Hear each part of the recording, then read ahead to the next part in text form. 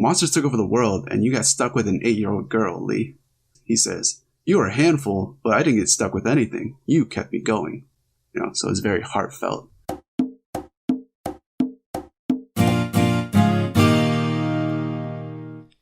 Welcome, everybody, and thank you for joining us for another episode of the Let's Dream podcast. Today, we will be discussing dreams in video games. And we have your host, Casey Lucid, and we also have our co-host, Lee. Hey, everyone. How's it going? Lee is going to go over some video games and then discuss some different aspects of those video games. And then we'll just get right to it. What do you have for us, Lee? All right. So I do want to preface that, I think we'll be doing some kind of sort of interpretation or analysis for these dreams just because we know exactly... We tend to usually know what's going on with the characters themselves and what they're going through. You ready for the first one? Yes, sir. Let's do it. So this is actually, you'll know this one. You're familiar with this at least. All right. So this is going to be from Resident Evil 3 Remake. Okay. This is going to, of course, include main protagonist Jill Valentine. This is the opening of the game, right? So it's in first person, and you blink awake into a dark room. You hear the rain outside and it's dropping against the window and the side of the building. The window is open, so you go to close it. You're in control of Jill at this point.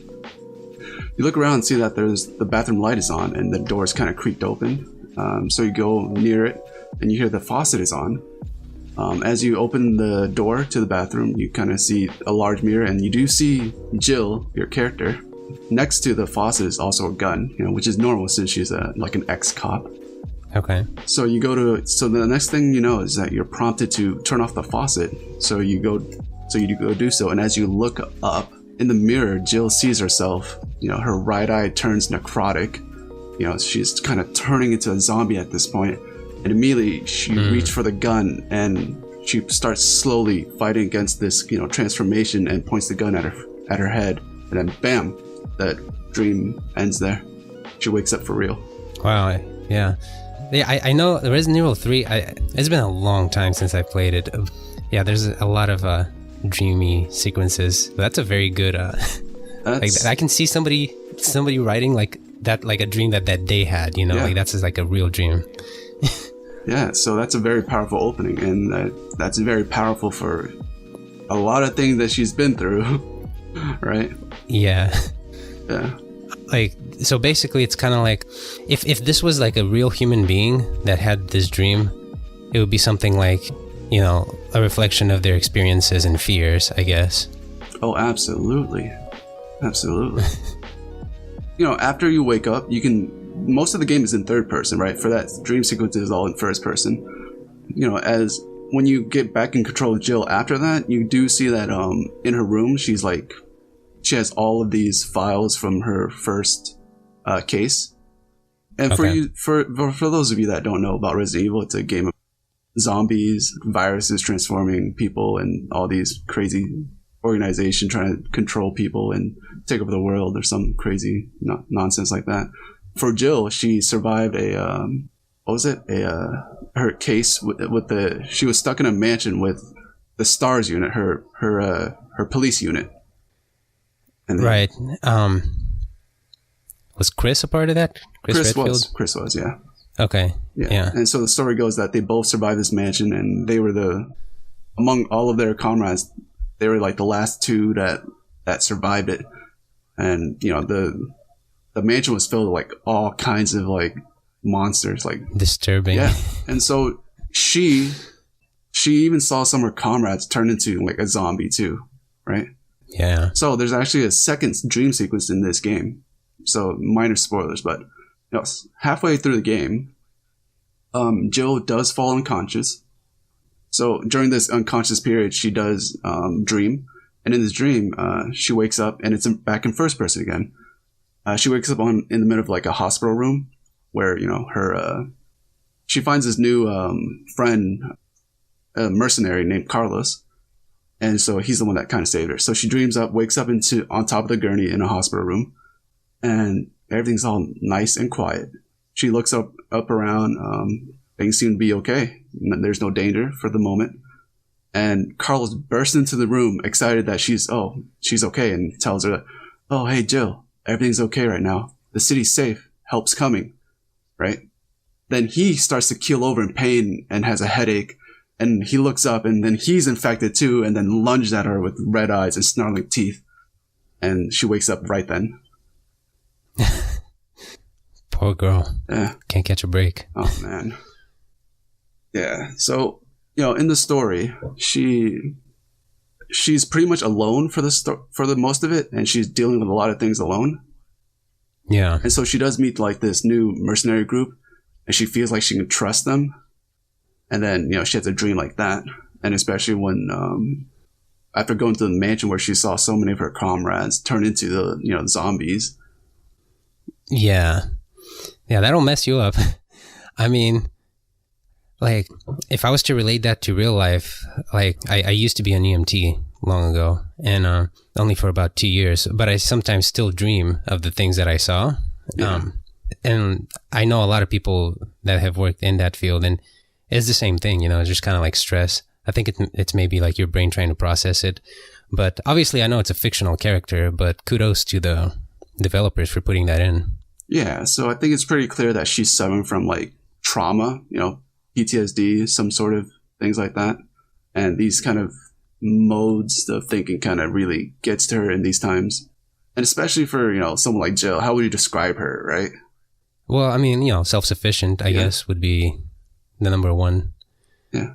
Survivor. So I think Definitely a survivor. Oh, absolutely. Yeah, survivor. I think that's a perfect one right there. And you have to be in a zombie filled world. And then, well, the thing about Jill, right? I don't think, well, for the story's sake and the game's sake, it doesn't seem like she has a moment to kind of process it, right? Because she has to be going on. Yeah, so I guess dreams are her only outlet to try to resolve things. Jeez. Oh man. Yeah. That what you just said there is super important, isn't it? Yeah, really. I mean, one thing that we did over the pandemic, and it's sorry, I'm just laughing because it made me think that we're talking about like a zombie apocalypse during a pandemic. No. But so we watched, me and my fiance, we watched Resident Evil, like the movie, because she had never seen it. Really, really freaking disturbing movie. I think it's an okay movie. It's kind of fun for like action's sake, right? I mean, like, yeah, it's surprisingly good for how long ago it came out.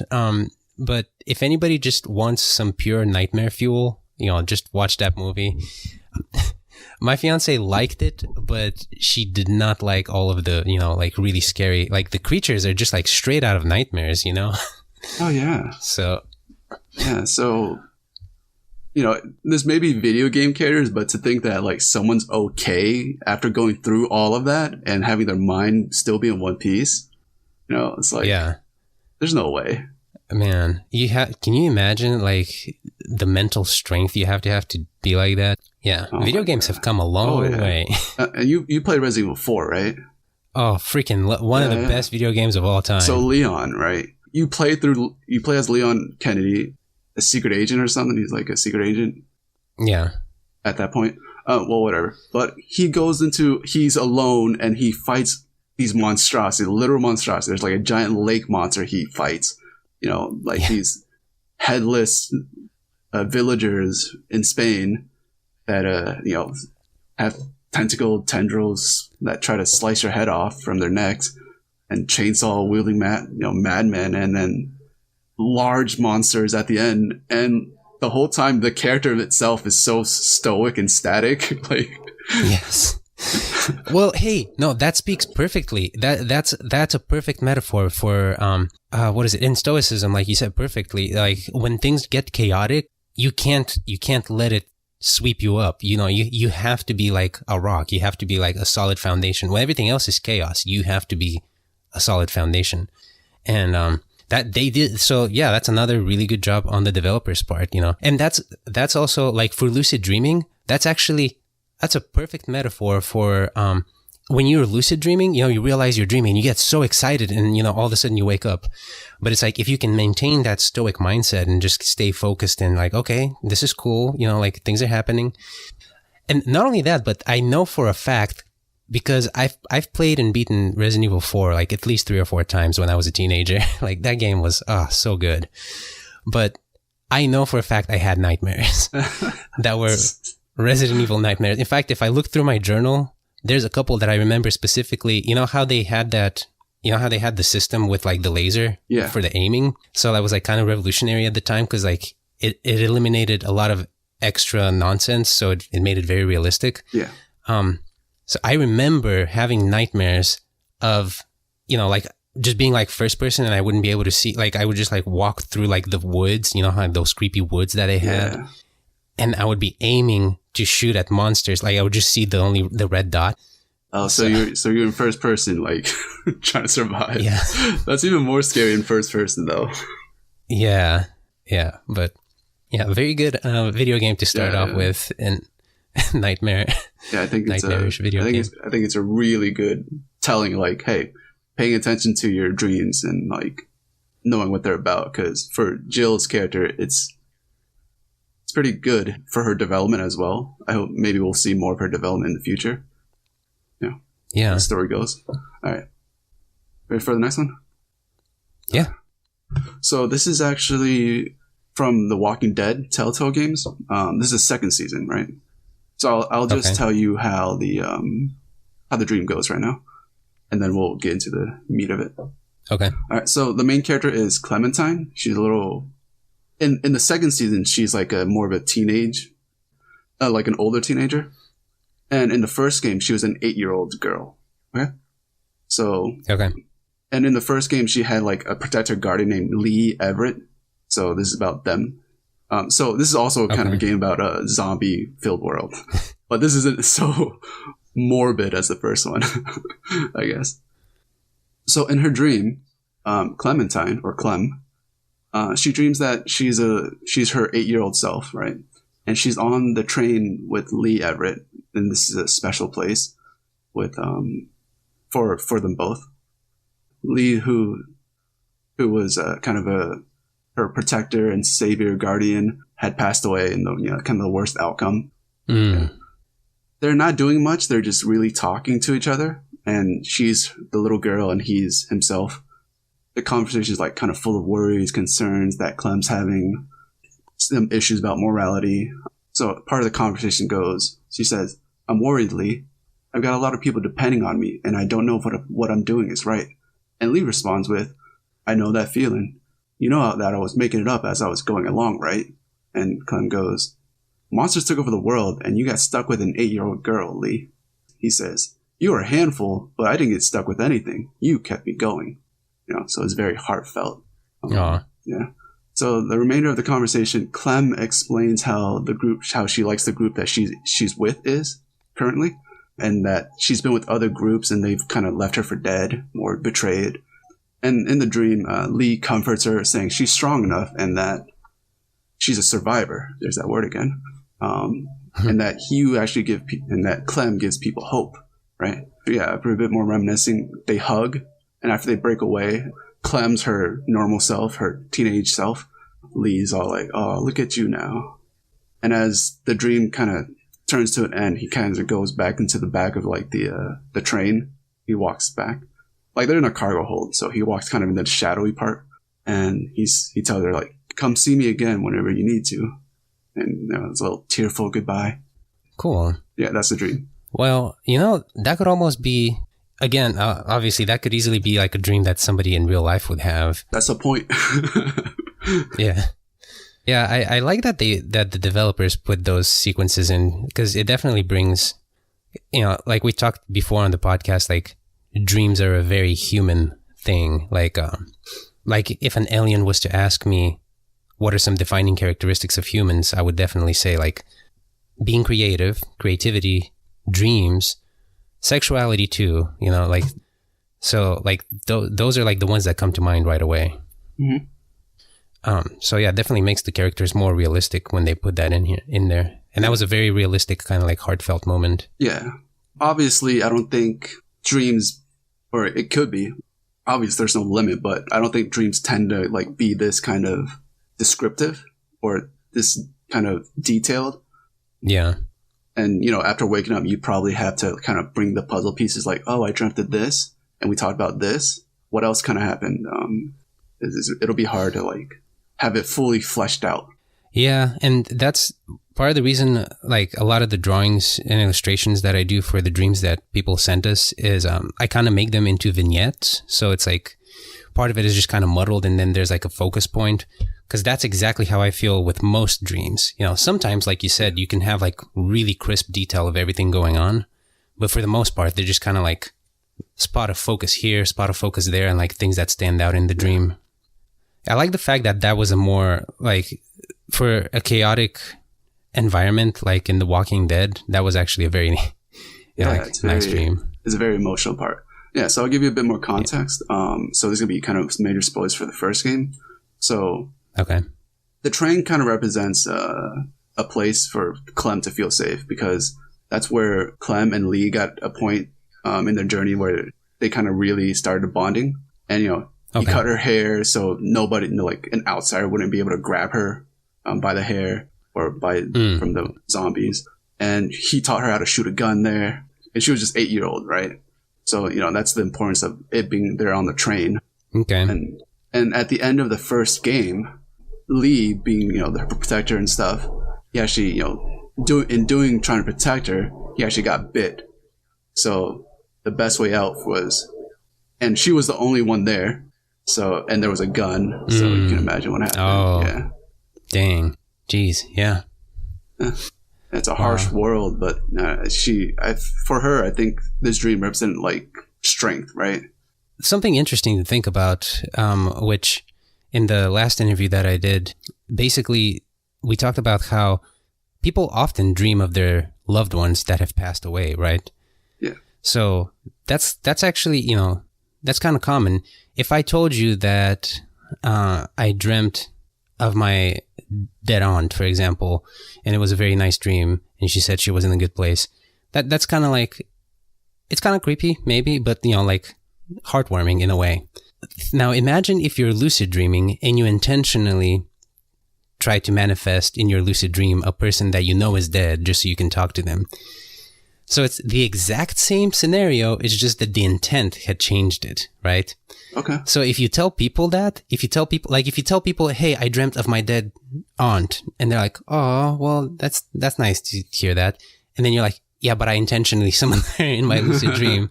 And then people are like immediately like, oh, whoa, that's weird. You're creepy. You know, is that weird? So that's, I don't know. I don't know. Is it? So that's the interesting part. That's actually what you just reminded me of.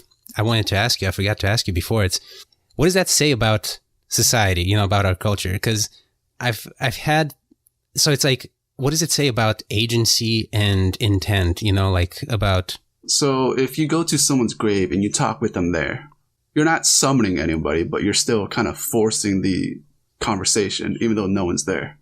But if you tell someone you kind of willed them and talk to them in your dreams, that's a little bit different. I guess how you perceive it is kind of weird, but what makes that weird?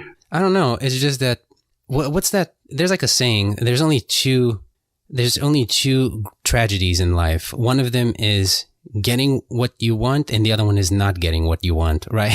Okay.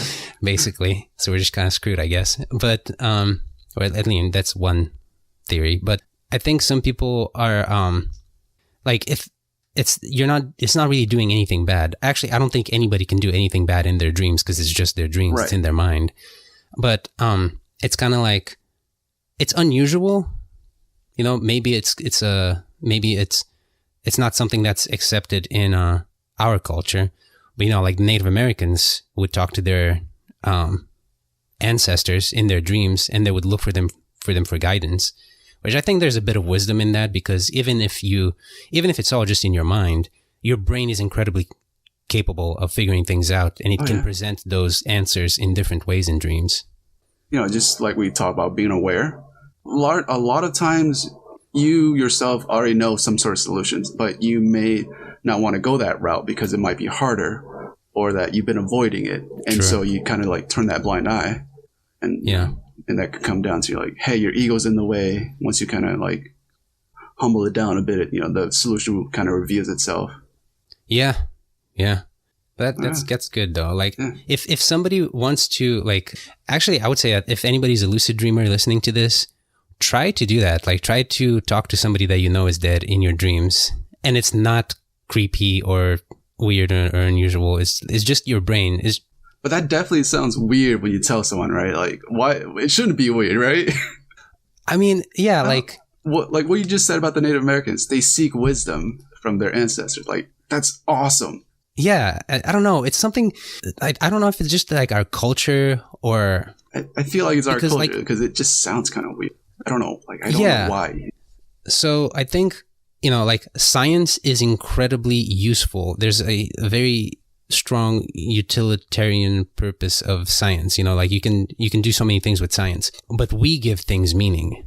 For example, it's us that gives all of this, like this technology and everything that we're using. We're the ones that give it meaning. I think people are get kind of obsessed with, if you can't objectively quantify something, then it's not useful. A lot of people tend to think, I tend to think like that a lot of the times. But it's just not true, Yeah, it's not true. Also, people are starting to quantify people, which is just tragic. Everyone's just a number or like a resume or like... I think, technology is such a powerful, especially like electronics and like modern technology is such a powerful tool that people, I don't think we've had enough time to evolve and catch up with it. But over time, as we we'll develop better, I don't know, manners and like how to use technology. And I don't know, I'm an optimist, even though I do see the negative side. You know what sounds weird? On Instagram, like, oh, hey, this guy has 1 million likes. That's his identity. This guy got 1 million likes. That's weird. Just saying.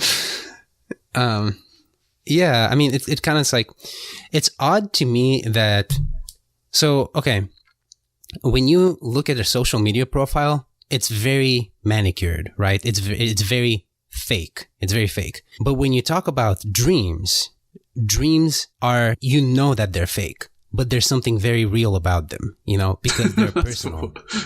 They're part of you. So it's interesting how we, a lot of people, almost everybody idolizes the whole social media manicured look and appeal that everybody presents, which I guarantee you it's not true. Like, I don't care what anybody says.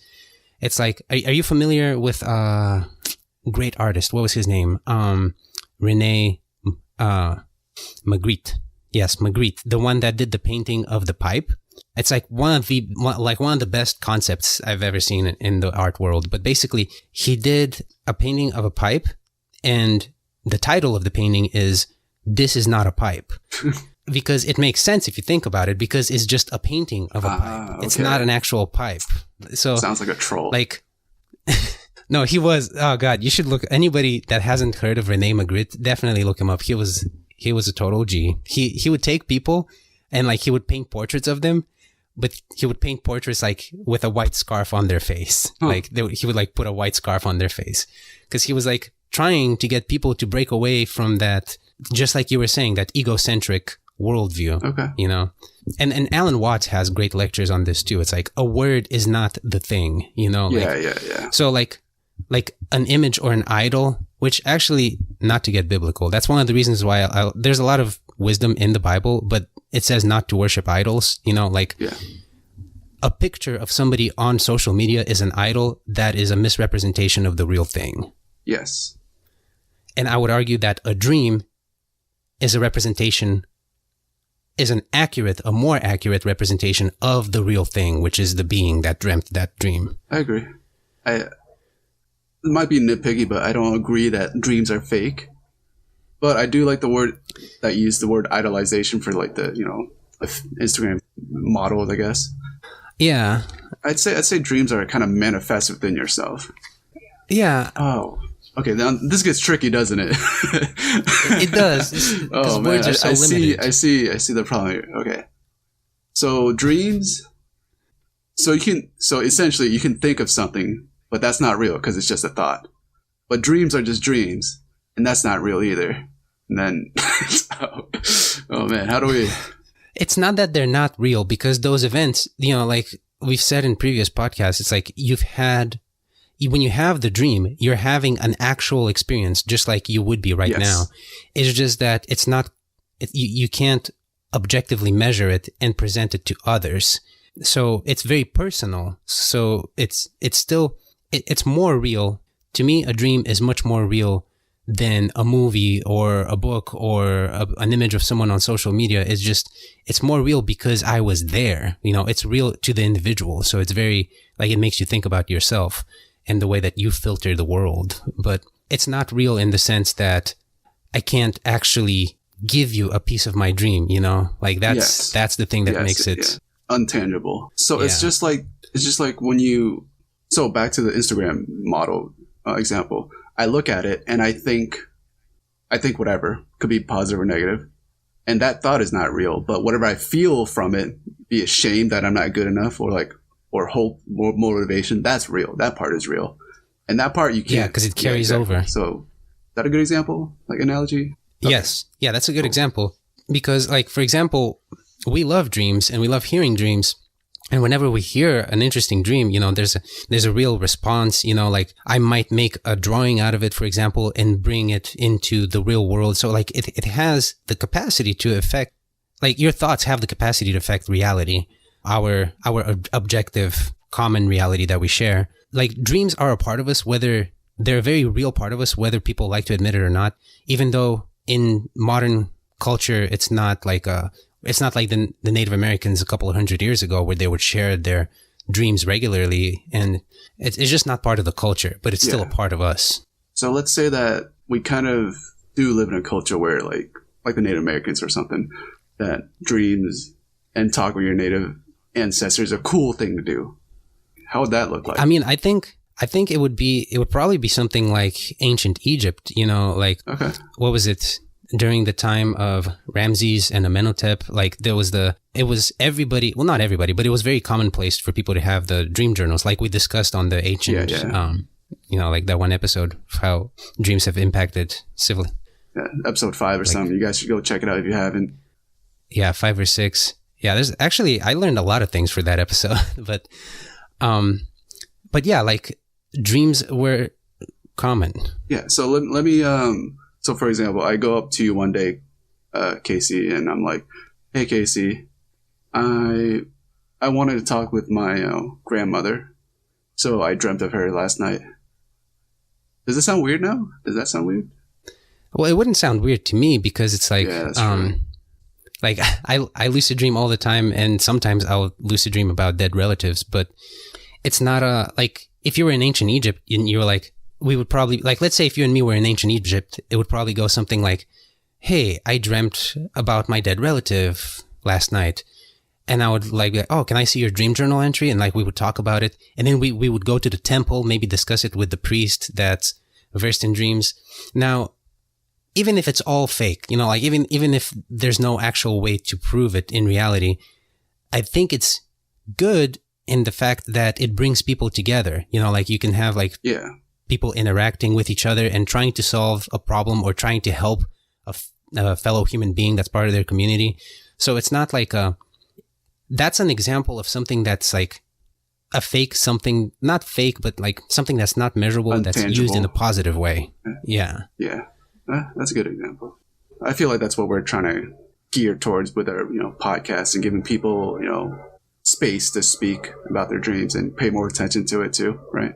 Yeah, and actually, like, a lot of people that reach out to us, they say stuff like, "I'm so glad that you guys are there to hear, like, to listen to my dream." It's like, because they don't have anybody to discuss it with. Like, that's happened at least 8 times so far that I can think of. And it's like, and sometimes it's good to talk about that, because even though the dream itself maybe, isn't really objective, it's very subjective. It's kind of like, it's like a metaphor, like something happens in your life and then your dream is your brain is trying to like put a spotlight on it, like, "Hey, think about this." So sometimes it's good to just talk it out with someone, Yeah, sorry for the tangent, people. So we got the last kind of video game dream. It's gonna be kind of a shorter one than the first two. Have you heard of the game Shovel Knight? Yes, yeah, Shovel Knight. Oh man, what a good game. Oh, okay, so you played it. Yeah. In Shovel Knight, you play as a knight with a shovel, and that's his main mode of attacking. Yeah. It's really fun. It's a 2D platformer. So basically in Shovel Knight, after every stage, after being a boss, Shovel Knight sleeps around a camp, and there's always this dream sequence of his beloved Shield Knight falling to earth from the sky. And every time the player has to try to catch her, because they're in control as she's falling, and they have to maneuver and jump. And as you progress in the game and the stages, the levels get harder, so do these little dream sequences. The dream sequences become filled with enemies that try to stop you from catching her so she doesn't get hurt, right? But at the same time, you can't die from the enemies either. And as the levels go up, there's like tons and tons of enemies that fill the screen. Yeah, I remember. Yeah, yeah, that's man, what a great game. People should play that game if they haven't. It's really fun and cute, and it does take a little bit of skill too. Yeah. So that's another good reflection, kind of like how sometimes you're in life, you have like something difficult going on, and then you dream about it. Like it seeps over into your dreams. Yeah. So basically, what happened in the story is that Shovel Knight and Shield Knight, they went to the Tower of Fates, destroyed evil amulet that was like corrupting the land or whatever. But in doing so, Shield Knight, his I guess in the terms of the story, his lover, she got corrupted and became like the final boss, known as like the Enchantress. The amulet kind of corrupted her into like this evil magical witch. And like at that point, when she's transformed, she kind of obliterated the tower, and then Shovel Knight was like propelled from the tower, and he survived. And so at the beginning of the game, you see him farming, and then the tower rising. That indicates like, hey, the tower's back, and so Shovel Knight's, I can't let that evil witch live. And he thinks that Shield Knight is actually dead throughout the game. Yeah, man. Yeah, it's such a simple but good game. Yeah, it's kind of like, it's a good example of like the dream sequence of where like something might happen in life, and then you get kind of stuck with, thinking that maybe you didn't do the right thing, or like, I don't know. Have you ever had those dreams where you did something wrong in your life, maybe not intentionally, but you're like, oh man, I fucking should have done that right. And then you dream about it multiple times. I believe so, yeah. I can think of at least 5 times that's happened to me, where it's like, I remember having dreams about it. I'm not sure if I dreamt about it or I just turmoiled in my sleep about it. Okay. Yeah. I mean, yeah, that's a good example of how events can come up in dreams. Yeah, I agree. And for Shield, I was just gonna say, like, I wanted to bring up from a video game. So like, there's a lot of different dreams in video games. Like Final Fantasy, I mean, it's just filled with like dream sequences. Like Final Fantasy VIII in the beginning, like after Leon gets knocked out, or like Final Fantasy X, there's a couple of dream sequences. But one very memorable, like if I was to think of dream sequences, the very first in video games, dream sequence in video games, the very first thing that comes up to my mind is Kingdom Hearts.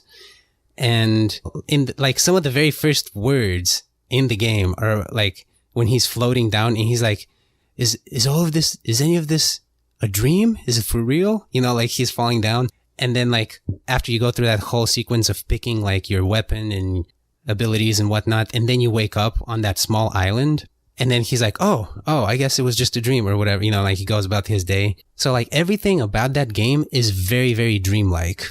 And if you haven't played Kingdom Hearts, then it's kind of like, what are you doing? Like, go play Kingdom Hearts. Yeah, Kingdom Hearts is hard to figure out what's real or not anyway. It's a very fun game, though. Yeah, and I wanted to bring it up because that's exactly how a lot of my dreams feel. Okay. Like, I swear, like, I'll feel like, am I dreaming right now? Like just last night I had some dreams like that. They're kind of silly, but like just regularly. But like waking up from a dream like that is just kind of like, like it messes with you a little bit.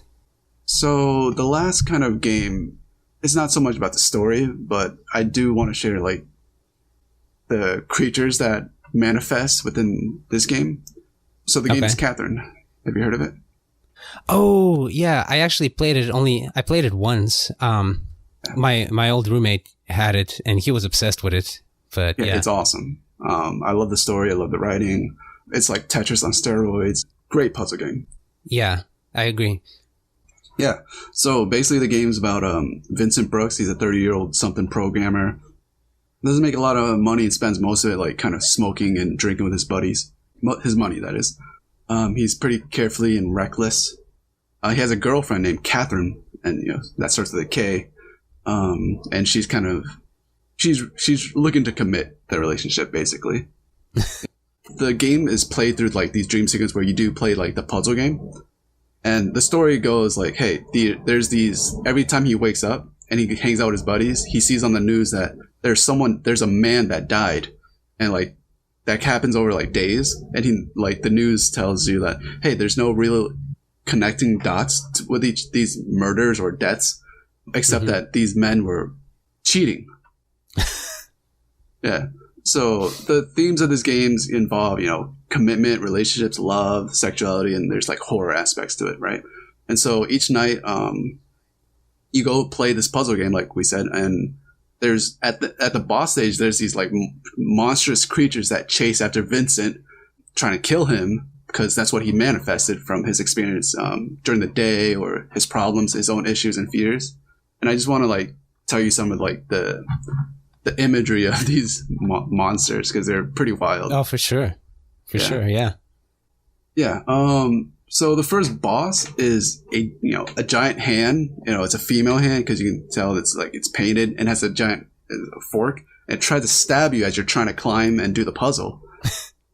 And typically this would probably be him like fearing, like you're trying to get away from like being stabbed with the fork. So for Vincent, that's probably means something along the lines of, hey, I don't want to be trapped and married to this woman, right? Yeah. Yeah.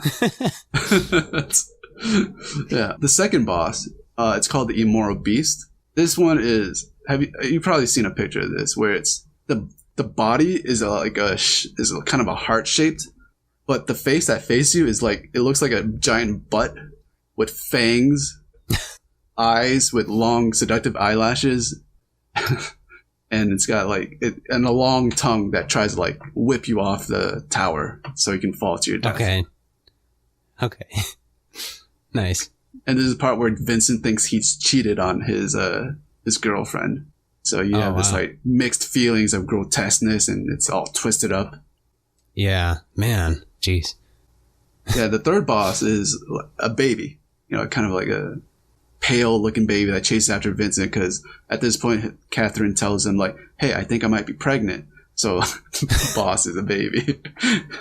Dang. The fourth boss is called the Doom's Bride, which is Catherine, his girlfriend, but she's looking like a corpse bride, all white and pale, but she's wearing a wedding veil, and she has a knife chasing after him. Oh, man. So, and the fifth boss is the same baby, but this time it comes back with half its face kind of in a metal plate, and in one of its arms is actually a chainsaw. So that chases him up. So at that point in the game, he suspects Catherine's cheating on him, and that the baby might not even be his. So he might be tied to the baby, so he feels like he might be tied to the baby, but the baby's like not even his, so it's like kind of this messed up thing. And and like basically the last notable boss for like the character is his own shadow. So he's being chased by this large looming figure that's all black, but it has a porcelain mask, right, and a shadowy head. And as you climb the tower near the top, the mask breaks away, revealing his own face. And that could be a lot of things to say about it. Yeah. I mean, I think they captured pretty accurately how relationships and emotions can mess with your dreams.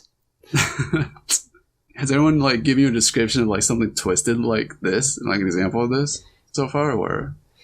Yeah. Definitely a couple of kind of sexual dreams. Okay. We'll definitely do like a more mature episode down the line, because some people, hey, like I said, sexuality is part of being human, and then dreams can get very, very sexual. Absolutely. But as far as yeah, every now and then it'll be something weird like that. And it's usually guys, like guys are afraid of commitment. That's definitely a certain trope. Yeah. But I like the creatures, though. Yeah, they're cool. What were you gonna say? I was just gonna ask, like, if you have any, like, I know most of the drawings you do are very kind of whimsical and fun in nature. Yeah. I mean, part of the reason I choose those. Wait, go ahead. Yes, I mean, some of them might be scary, but even with your style, it kind of brings out, like, it doesn't look terrifying, but it's cool to see. Yeah. Like, the thing is, because I do, most of them, if not all of them, are in watercolor, and part of it is because I just love watercolor, but also, a lot of the dreams, like if you read any of Labarge's work or honestly anything having to do with dreams, often dreams are negative in nature because your brain is trying to figure out how to get you out of a bad situation or plan for bad situations. Okay. So, if you have, like, if any of our listeners, if they have mostly bad dreams, it's actually normal. Nah. I have a lot of weird and kind of whimsical dreams, but that may be because I've had like years of practice with like training my mind in lucid dreaming. Okay. And I also ingest a lot of sci-fi stuff. But no, what I wanted to say is though, like, so we're talking about video games, and so Labarge talks about this, how people that play video games are actually better at lucid dreaming than people that don't. And it may have something to do with the fact that it's like disconnecting, like, or going in from one reality to the next. And for anyone that plays video games that's listening to this, give lucid dreaming a shot, because you'll probably be good at it. But as far as more mature dreams, yeah, we have a bunch of them. We'll definitely do an episode on that later on. It's just some of them are just kind of like, I don't want to. I want to have like a warning. Yeah, it would definitely be mature, audience oriented. Okay. I feel like the most kind of twisted creature you've drawn is like kind of like that devil, like that red demon with the devil's face on his butt or something like that.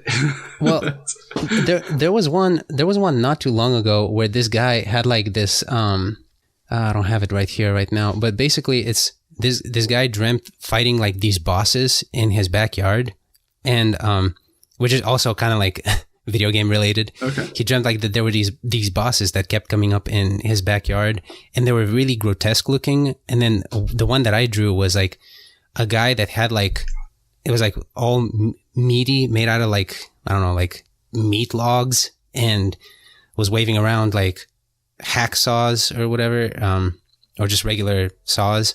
And his face was like stretched over, like a face was cut out and it was stretched over his own face. And it was really disturbing. Kind of, have you ever read Batman, the Death of the Family? Is that with Jason Todd? No, that's Death in the Family. Oh, so, yeah. Okay. So no, similar name. But basically, Death of the Family, spoiler alert, although you find out pretty quickly, the Joker had cut off his own face, right? Because he wanted to get rid of his identity to free himself. So, but then he goes back and gets his own face back and then kind of like staples it to his to his head, and it's really like grotesque and disturbing. That's kind of like what this dream creature looked like. Okay. Sort of. With the stapled flesh on its face. Yeah, kind of like stretched over across. Yeah. Yeah. Okay. Gross. Really gross. But hey, cool though. It's dreams. That's cool.